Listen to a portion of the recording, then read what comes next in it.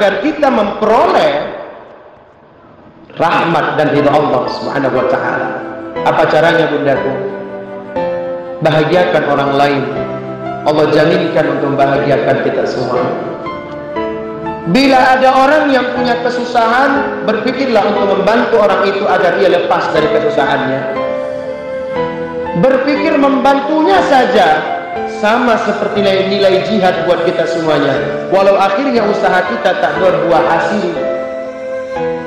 Kalau ada orang saudara kita yang kesulitan membaca Al-Quran, bantu untuk baca Al-Quran. Ada yang sulit makan minumnya, bantu. Ada yang kesulitan mendapatkan jodoh, cari jodohnya. Ada yang kesulitan untuk mendapatkan punya anak, bantu.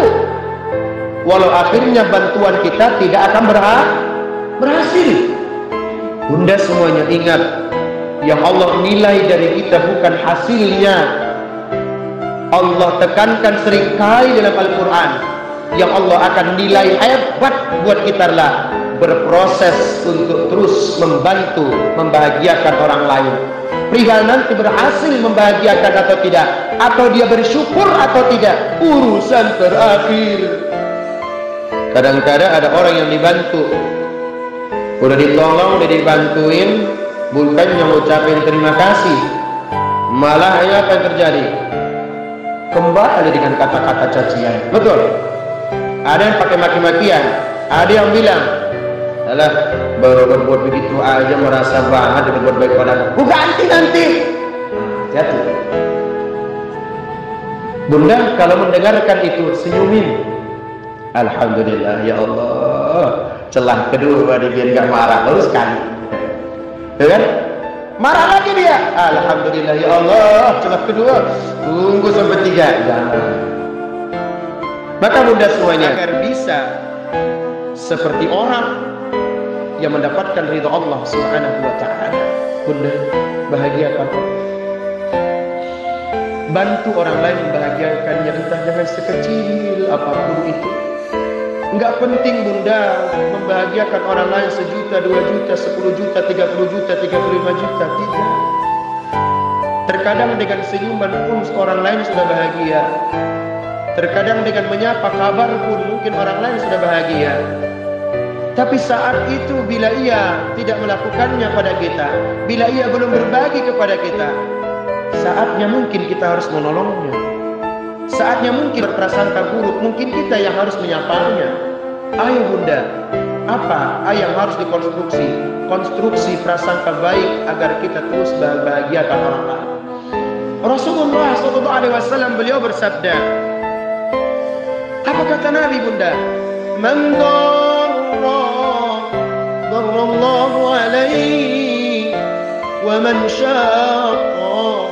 syaqallahu alaihi.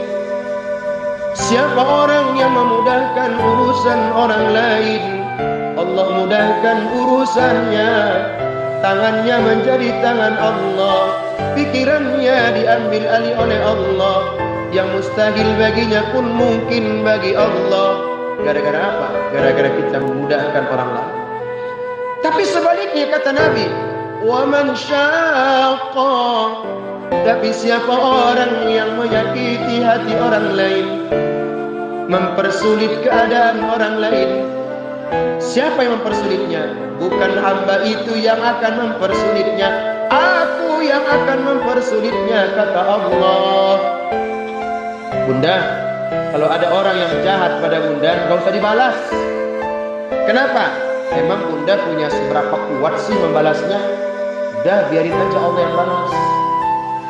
Kenapa? Udah dijanjikan sama Rasulullah, kalau ada orang yang menyakiti hati orang lain, membuat orang lain susah, membuat orang lain terkirimkan penyakit, yang akan membalas itu bukan sosok manusia. Siapa yang balas? Allah langsungnya akan turun tangan balas itu. Maka bunda semuanya, tugas kita biar mendapatkan celah ridha Allah Subhanahu wa taala, bahagiakan orang dengan cara dan kemampuan yang kita punya. Tidak punya harta, kita punya ilmu. Tidak punya ilmu, kita punya tenaga.